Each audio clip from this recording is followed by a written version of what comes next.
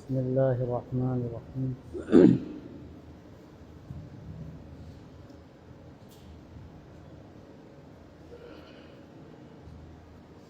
الحمد لله رب العالمين، والصلاة والسلام على سيد المرسلين وخاتم النبيين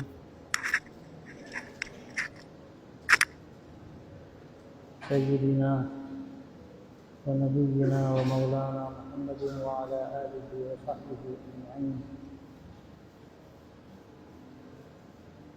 وعلى من تبعهم بإحسان ودعا بدعوتهم إلى يوم الدين. أما بعد،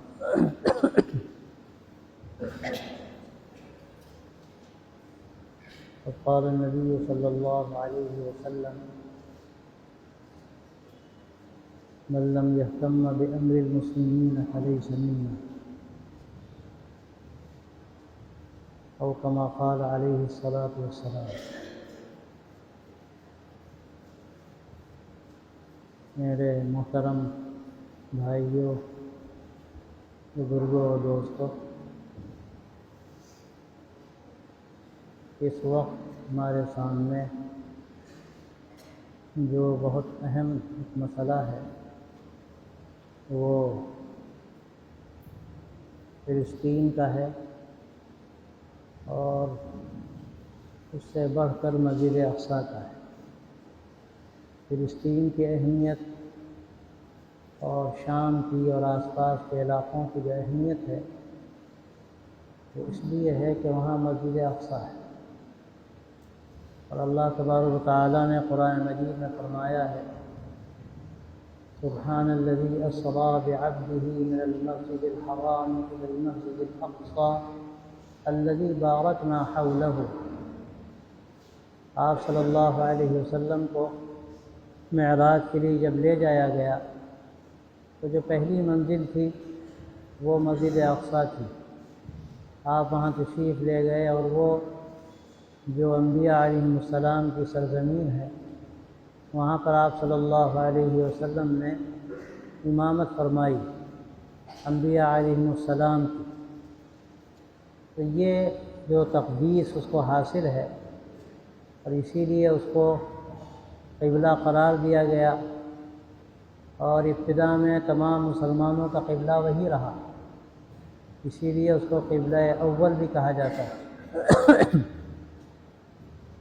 یہ برکت اللہ نے رکھی ہے وہاں، اس مسجد کی جو برکت ہے، اس میں جو نماز پڑھنے کی فضیلت ہے وہ اپنی جگہ پر، اور 3 مسجدیں خاص طور پر، اور چوتھی مسجد مسجد قباء ہے، اس کی بڑی فضیلت قرآن مجید میں بھی معلوم ہوتی ہے اور حدیثوں سے صاف صاف معلوم ہوتی ہے۔ تو اس میں مسجد اقصیٰ ہے جس کا ذکر قرآن مجید میں صراحت کے ساتھ ہے۔ حضرت عمر رضی اللہ تعالیٰ عنہ کے زمانے میں یہ علاقہ فتح ہوا، اور حضرت عمر رضی اللہ تعالیٰ عنہ خود تشریف لے گئے۔ خلیفۃ المسلمین ہونے کے باوجود لمبا سفر کیا انہوں نے، اور مسجد اقصیٰ کی چابی وہاں ان کو حوالے کی گئی، اور پھر وہ مسلمانوں کی تولیت میں رہی مسجد۔ پھر اس کے بعد اتار چڑھاؤ آتے رہے، درمیان میں ایسا ہوا کہ وہ دوسروں کے پاس چلی گئی، لیکن سلطان صلاح الدین ایوبی رحمہ اللہ کے زمانے میں اللہ نے پھر اس کی بازیابی کے اسباب فراہم کیے۔ اب اس وقت جو ہمارے سامنے تازہ صورتحال ہے وہ انتہائی تشویشناک ہے اور انسانیت سوز ہے۔ یعنی حیرت کی بات ہے کہ وہ سارے حدود پار کیے جا رہے ہیں جو اس وقت دنیا میں جو منشور ہے اقوام متحدہ کا یا انسانی جو بنیادیں متعین کی گئی ہیں وہ ان کے بھی خلاف۔ عجیب بات یہ ہے کہ اس پر کوئی اگر زبان کھولے تو مشکل، اور افسوس اس سے بڑھ کر ہے ان ملکوں پر کہ جو خاموش ہیں، خاموش تماشائی بنے ہیں، اور ان کو اس کا احساس بھی نہیں ہے کہ وہ جو مظلوم فلسطینی ہیں جن پر ظلم و ستم کے پہاڑ توڑے جا رہے ہیں، ان کے ساتھ ہمیں کیا کرنا چاہیے۔ ہم ان کی کیا مدد کر سکتے ہیں۔ ظاہر مدد کرنے کی نوعیتیں الگ الگ ہو سکتی ہیں، مقامات کے اعتبار سے، دوری اور قرب کے اعتبار سے۔ جو جتنا زیادہ قریب ہے اس کے لیے سہولتیں ہیں، اور جو جتنا زیادہ دور ہے اس کے لیے جو بھی شکلیں ممکن ہوں، بہرحال کچھ نہ کچھ اللہ نے راستے ایسے رکھے ہیں کہ ہم مدد کر سکتے ہیں۔ مدد کرنے کے طریقے الگ الگ ہوتے ہیں۔ ایک بڑی مدد ہوتی ہے دعا سے۔ ہم لوگوں کا جو اس وقت حال ہے، ہم مسلمانوں کا بلکہ دینداروں کا، کہ ہمیں نمازوں کا اہتمام نہیں۔ تہجد پڑھنے والے اور راتوں میں اللہ کے سامنے رونے والے کتنے ہیں؟ جو کم از کم اللہ کے سامنے روئیں اور اللہ سے دعا کریں، یہ کس کے اختیار میں نہیں ہے کہ آدمی رات کو اٹھے اور اپنے اللہ سے فریاد کرے؟ کہ اصل طاقت تو اللہ کی ہے، اور وہ جو چاہتا ہے کرتا ہے۔ یہ تو ہمارا ایمان ہے، ہم اس بات کو اچھی طرح سمجھتے بھی ہیں، اس پر یقین کرتے ہیں کہ ہوتا تو وہی ہے جو اللہ کا فیصلہ ہو، اس کے فیصلے سے ہٹ کر کچھ نہیں ہو سکتا۔ ظاہری طور پر ہم کو یہ نظر آتا ہے کہ مسلمانوں کو تحت کیا جا رہا ہے، ان کو نقصان پہنچایا جا رہا ہے۔ تو یہ جو کچھ بھی ہو رہا ہے، ایسا نہیں ہے کہ اللہ کے حکم اس کے ارادے کے بغیر ہو رہا ہے۔ ہمیں غور کرنا ہے کہ اس کے پیچھے اسباب کیا ہیں، ہماری کیا کوتاہیاں ہیں۔ اس وقت دنیا میں ہم مسلمانوں کی جو حالت زار ہے کہ سب کچھ گزرنے کے باوجود ہماری زندگیوں میں کوئی تبدیلی نظر نہیں آتی۔ مسجدیں کتنی آباد ہو گئیں، ہمارے حالات کتنے درست ہو گئے، ہماری جو معاشرتی زندگی ہے، آپس کے روابط اور معاملات ہیں، ان میں کتنا سدھار ہوا۔ اگر ہم غور کریں تو اندازہ یہ ہوتا ہے کہ گاڑی جس رفتار سے چل رہی تھی اسی رفتار سے چل رہی۔ تو اللہ کی طرف سے جو مدد آتی ہے اس کے بھی اسباب ہوتے ہیں، اور یہ واقعہ ہے کہ جو قربانیاں وہاں ہمارے بھائی دے رہے ہیں، جن کی لڑائی کا اور جن کے جہاد کا بنیادی مقصد مسجد اقصیٰ کی بازیابی، ان کا مقصد یہ نہیں ہے کہ وہ اپنے وطن کو صرف حاصل کر لیں۔ یقیناً اگر یہ مقصد ہے تو یہ مقصد بھی کافی تھا، اور دنیا میں اصول ہے یہ کہ کوئی بھی ملک ہو، اگر اس ملک پر قبضہ ہو جائے تو اس ملک کے جو باشندے ہیں ان کو حق ہوتا ہے کہ وہ لڑائی لڑیں اور اپنے ملک کو واپس لیں۔ اور یہ آزادی کی جو لڑائی لڑی جاتی ہے، اس کی اہمیت دنیا میں مسلم ہے۔ ہمارا جو ملک ہے جس میں ہم رہتے ہیں، ایک زمانہ تھا کہ انگریزوں کے تصرف میں چلا گیا، وہ 7 سمندر پار سے آئے اور اپنی سازشوں سے انہوں نے اس کو اپنے قبضے میں کیا، لیکن اللہ نے توفیق دی۔ حضرت شاہ عبدالعزیز صاحب رحمۃ اللہ علیہ کے زمانے میں سب سے پہلے فتویٰ دیا گیا کہ ان کے خلاف جہاد کیا جائے، اور جہاد فرض ہے، اور پھر اس پر عمل کرنے والے سب سے پہلے اسی جگہ کے حضرت سید احمد شہید رحمۃ اللہ علیہ ہیں، جنہوں نے آزادی کی لڑائی کا آغاز کیا۔ اور اس میں عجیب بات ہے کہ وہ تنہا نہیں کھڑے ہوئے، اپنے ساتھ جو مجاہدین کا لشکر تھا وہ تو لیا انہوں نے،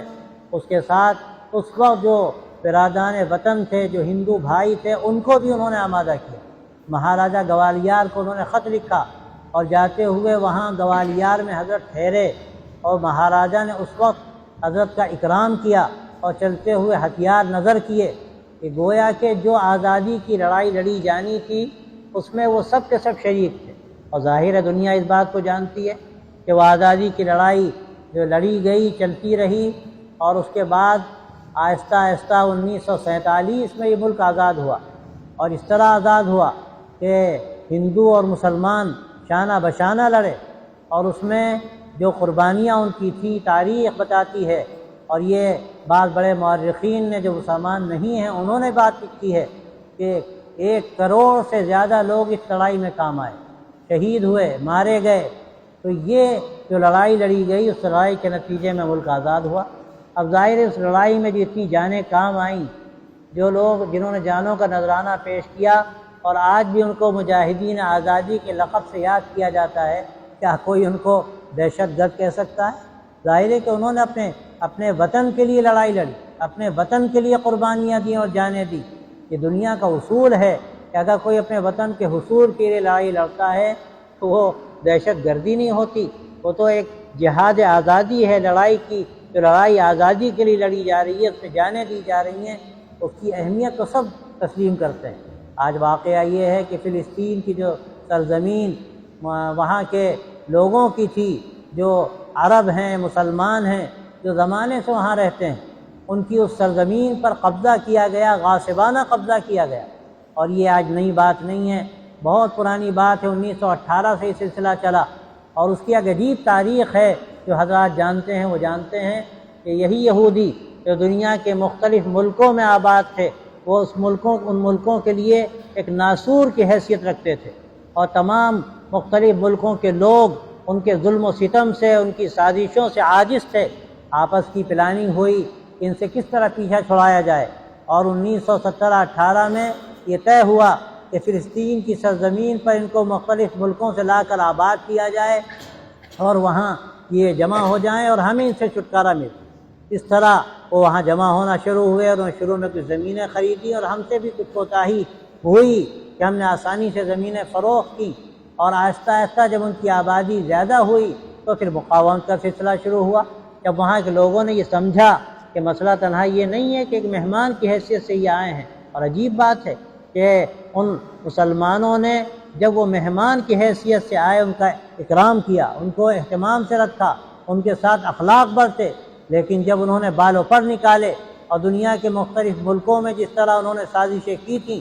وہاں ارض فلسطین میں انہوں نے سازشوں کا جال بچھایا، اس وقت مقاومت کا سلسلہ شروع ہوا، اور ایسا شروع ہوا کہ جو آج تک جاری ہے۔ اور عجیب بات ہے کہ دنیا کے ملک ہم نوائی کر رہے ہیں اسرائیل کی، جو اسرائیل دنیا کے ہر ملک کے لیے ایک ناسور کی حیثیت رکھتا تھا۔ اسرائیل تو ایک سرزمین ہے، یہودی جو وہاں جا کر آباد ہوئے اور جو دنیا کے مختلف ملکوں میں تھے، وہ ہر ملک کے لیے ایک ناسور کی حیثیت رکھتے تھے۔ ان کی عجیب تاریخ ہے، وہ کبھی انسانیت نواز نہیں رہے، ان کے مقاصد میں یہ بات داخل ہے، اور ان کا جو پروٹوکول ہے اگر کوئی اس کا مطالعہ کرے تو اس بات کو اچھی طرح سمجھ سکتا ہے کہ ان کا مقصد یہ ہے کہ وہ دنیا کو اپنی غلامی میں لے۔ وہ اپنے آپ کو یہ سمجھتے ہیں کہ دنیا کی جتنی قومیں ہیں، مسئلہ صرف مسلمانوں کا نہیں ہے، مسئلہ پوری انسانیت کا ہے، مسئلہ پوری انسانیت کے بقا کا ہے۔ وہ یہ سمجھتے ہیں کہ تمام انسانوں کو ان کی غلامی کے لیے پیدا کیا گیا، تو وہ ایسی سازشیں کرتے ہیں کہ نوجوانوں کو برباد کیا جائے، ان کی صلاحیتیں ضائع کی جائیں، ان کے اندر جو طاقتیں ہیں ایسی چیزیں ایجاد کی جائیں کہ جن کے ذریعے سے ان کی طاقتیں ختم ہو کر رہ جائیں اور وہ کسی قابل نہ رہیں۔ میں تو کہتا ہوں کہ یہ جو موبائل ہے اس کی سہولتیں ایک طرف، لیکن اس کی ایجاد کرنے میں جو ان کی پلاننگ تھی اس میں ایک بڑا حصہ یہ تھا، اس میں ایسی چیزیں داخل کر دی جائیں کہ نوجوان اس پر فریفتہ ہوں، اور اس کے نتیجے میں ان کی جو اپنی صلاحیتیں ہیں وہ صلاحیتیں ضائع ہوں، اور اس کے علاوہ بھی وہ طرح طرح کی جو سازشیں کرتے ہیں یہ پوری دنیا کے لیے ایک مصیبت ہے۔ اور یہی وجہ ہے کہ دنیا نے ان سے پیچھا چھڑایا۔ اس کی پوری تاریخ ہے، اس مختصر وقت میں کیا عرض کروں میں، لیکن میں یہ ضرور کہوں گا کہ یہ ناسور ہے، اور جب تک یہ ناسور ہے پوری انسانیت کے لیے وہ ایک خطرہ ہے۔ تو اس وقت جو حالات ہیں وہاں فلسطین میں، اور خاص طور سے غزہ کی سرزمین پر جو ایک پٹی ہے، اور وہاں بھی بہلانے کے لیے مسلمانوں کو پٹی دی گئی، اور وہاں جو حکومت قائم ہوئی اس کے ساتھ بھی کیا سلوک روا رکھا گیا، اور جو انصاف پسند لوگ تھے اور جن کا صحیح تعلق تھا اسلام سے بھی، اور جو ایک اچھا نظام چاہتے تھے، ان کے ساتھ بڑی طاقتوں نے کیا سلوک کیا، اور جمہوری طریقے پر اگر وہ منتخب ہو کر آئے تو بھی ان کے اس انتخاب کی کوئی اہمیت نہیں سمجھی گئی، اور سارے قانون توڑے گئے۔ آج اسی سرزمین پر وہی اللہ کے نیک بندے جنہوں نے کوششیں کی کہ ہم اپنی سرزمین کو واپس لیں، آج کس طرح ان پر ظلم و ستم کے پہاڑ توڑے جا رہے ہیں، ان کے بچوں کو شہید کیا جا رہا ہے، ان کی عورتیں شہید ہو رہی ہیں، اور لاشیں گویا کہ بے گور و کفن پڑے ہوئے ہیں، ان کو پانی پینے کا میسر نہیں۔ دنیا کسی علاقے میں ایسا ہوتا تو کیا یہ ممکن تھا کہ دنیا چیخ نہ پڑتی؟ لیکن افسوس کی بات یہ ہے کہ وہاں سب کچھ ہو رہا ہے۔ کچھ لوگ ہیں جو آواز بلند کرتے ہیں، کچھ انصاف پسند ہیں۔ ہمارا یہ ملک تو ہمیشہ فلسطین کے ساتھ رہا ہے، اس کی تاریخ ہے یہ، اور اس کے جو بڑے بڑے قائدین ابھی قریب میں گزرے ہیں ان کی تقریریں آج بھی محفوظ ہیں۔ تو جو بھی انصاف پسند ہوگا، انسانیت نواز ہوگا، تو ظاہر ہے ایسے مظلوموں کا ساتھ دے گا جو اس وقت آخری پریشانی کے حالات سے گزر رہے ہیں، اور کوئی ان کا پرسان حال نہیں۔ میں آخر میں یاد کرنا چاہتا ہوں، ہم یہاں سے کیا کر سکتے ہیں؟ ہم ان کے لیے دعا کر سکتے ہیں، ہم اپنی زندگی میں تبدیلی لا سکتے ہیں، اور یاد رکھیے کہ اگر ہماری زندگی بہتر ہوگی اور ہم صحیح راستے پر آئیں گے، اس کے اثرات پورے عالم اسلام پر مرتب ہوں گے۔ ایک ایک نیک بندے کے عمل کا اثر سارے عالم پہ پڑتا ہے، اللہ کے یہاں فیصلے اعمال پر ہوتے ہیں۔ تو کیا ہم کر سکتے ہیں؟ ایک تو یہ کہ اپنے اعمال کو ہم درست کریں، اپنے حالات کو ہم بہتر بنائیں، اپنی زندگی کو ہم روشن کرنے کی کوشش کریں کہ اس سے روشنی پھیلے۔ نمبر 2 یہ کہ ہم دعاؤں کا اہتمام کریں، اللہ کی بارگاہ میں ہم آنسو بہائیں اپنے ان بھائیوں کے لیے کہ جو اس وقت قسم پرسی کے عالم میں ہیں لیکن ہمت کے ساتھ کھڑے ہیں، حوصلے کے ساتھ کھڑے ہیں، کوئی حرف شکایت ان کی زبان پر نہیں، اللہ کی مدد بھی ان کے ساتھ ہے۔ اور کیا بعید ہے کہ اللہ تبارک و تعالی جو آگ لگائی گئی ہے کسی آگ میں ظالموں کو جلا دے، اور یہ اللہ کی طرف سے فیصلے ہوتے ہیں، لیکن اس کے لیے ہمیں کیا کرنا ہے؟ ہم اپنے نیک اعمال سے مدد کر سکتے ہیں، اپنی دعاؤں سے مدد کر سکتے ہیں۔ اور آخری بات یہ ہے کہ ظاہری اسباب کے اعتبار سے جو اسرائیلی مصنوعات ہیں، اور پھر یہ کہ جو کمپنیاں اسرائیل کی مدد کرتی ہیں ان ظالموں کی مدد کر رہی ہیں، ہم کم از کم یہ کہ ان سے گریز کریں۔ یہ ایک مار ہوتی ہے، معاشی مار ہوتی ہے، اور یہ بعض مرتبہ بڑا اثر دکھاتی ہے۔ تو یہ غیرت مند مسلمانوں پر ایک فرض بنتا ہے کہ کم سے کم ہم یہ کر سکتے ہیں کہ جو وہاں کے پروڈکٹ ہیں ان کے بارے میں معلومات حاصل کریں اور ان سے بھی ہم گریز کریں، پرہیز کریں، اور کوشش کریں کہ ہم اپنے مسلمان بھائیوں کی جو ہو سکے مدد کریں جو کہ مظلوم ہیں اور اس وقت جن حالات سے وہ گزر رہے ہیں۔ سچی بات یہ ہے کہ آدمی خون کے آنسو روئے اور ہم عیش و عشرت کی زندگی گزارے، ہمیں خیال نہ ہو، اور افسوس ہے ہمارے ان عرب ملکوں پر کہ جن کے آنکھوں میں شاید آنسو کیا کبھی دل میں خیال معلوم نہیں آتا ہے کہ نہیں آتا۔ یقیناً اللہ کے ان میں وہ بندے بھی ہیں جو ہم میں بہت سو سے بدرجہ فائق ہیں، وہ مجاورین حرم کے قریب رہنے والے جن کو اللہ نے وہ ایمان دیا ہے اور بلند اخلاق دیے ہیں، وہ کس طرح روتے ہیں اور کس طرح وہ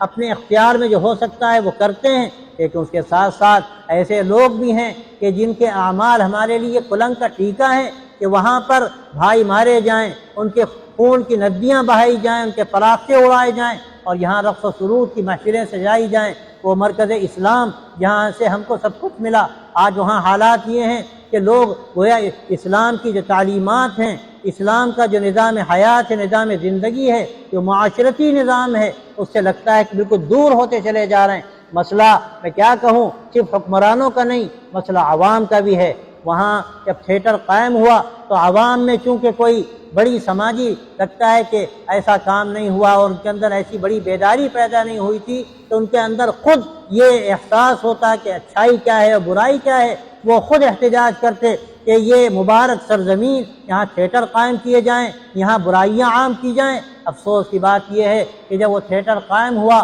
تو نوجوان تیزی کے ساتھ اس کی طرف بڑھے اور لگا کہ ایک مقابلہ آرائی ہو رہی ہے۔ تو یہ صورتحال انتہائی قابل فکر ہے، ہمیں ان کے لیے بھی دعا کرنی چاہیے کہ اللہ تعالیٰ ان میں جو بے غیرت لوگ ہیں اللہ ان کو غیرت ایمانی عطا کرے اور اسلام کی حمیت عطا کرے، اسلام پر عمل کرنے کا اللہ تبارک و تعالیٰ ان کو جذبہ عطا کرے۔ انشاءاللہ اگر یہ ہم نے فکر پیدا کی، اس حدیث کی ہم کسی نہ کسی درجے میں اس پر عمل کرنے والے شمار کیے جائیں گے، جو میں نے شروع میں پڑھی کہ من لم یہتم بامر المسلمین فلیس منا، کہ جو مسلمانوں کی فکر نہ کرے اور ان کے جو معاملات ہیں، ان کی پریشانیاں ہیں، ان کے بارے میں نہ سوچے اور ان کو حل کرنے کی اپنے مقدور بھر کوشش نہ کرے، تو آپ نے کیا فرمایا؟ اس سے ہمارا کوئی تعلق نہیں۔ تو یہ جذبہ ہو، ہمارے اندر ایمانی حمیت ہو اور ہم یہ طے کریں کہ جو ہمارے اختیار میں ہے وہ ہم کریں گے، اللہ کی مدد یقیناً آئے گی۔ ہم اس سے سبق لیں، اپنی زندگی کو ہم ایسا بنائیں کہ ہماری زندگی سے اسلام کی روشنی پھوٹے، اخلاق کی وہ قندیلیں روشن ہوں کہ لوگوں کو اسلام کی صحیح تصویر سمجھ میں آئے۔ آج سب سے بڑھ کر اس کی ضرورت ہے کہ وہ مقدس سرزمین، وہ انبیاء کی سرزمین جہاں حضور اقدس صلی اللہ علیہ وسلم نے امامت فرمائی، آج وہ غیروں کے نرغے میں ہے، سخت خطرے میں ہے۔ ہمیں اس کے لیے دعا کرنی چاہیے اور جو اختیار میں ہے وہ ہمیں کرنا چاہیے۔ اللہ تبارک و تعالیٰ ہمیں صحیح توفیق عطا فرمائے، ہمیں بلند اخلاق عطا فرمائے اور اسلام کی حمیت عطا فرمائے، ہماری ایمانی قوت میں اضافہ فرمائے، اور اللہ تعالیٰ وہاں ان کمزوروں کی مدد فرمائے، اللہ تعالیٰ ان کی حفاظت فرمائے، اللہ تعالیٰ غیروں اور ان کے درمیان میں ایسا حصار بنا دے کہ کوئی ان کو نقصان نہ پہنچا سکے، اور اللہ تعالیٰ اس مقدس سرزمین کو پھر مسلمانوں کی تولیت میں دے اور وہاں تمام دنیا کے مسلمان جا کر سہولت کے ساتھ نمازیں ادا کر سکیں، اس فضیلت کو حاصل کر سکیں جو اللہ نے وہاں نماز پڑھنے میں رکھی ہے۔ اللہ تبارک و تعالی ہم سب کو صحیح ایمان دے، صحیح حمیت ایمانی عطا فرمائے، اور ہمیں توفیق دے کہ اپنی زندگی سے ہم ان کو ایک بہتر ان کو تحفہ دے سکیں، ان کی مدد کر سکیں، اور اپنی دعاؤں سے ان تک کچھ غذا فراہم کر سکیں، اور جو مزید جو اسباب کی شکل میں ہو سکے اللہ ہمیں اس کی بھی توفیق دے۔ وآخر دعوانا ان الحمد للہ رب العالمین۔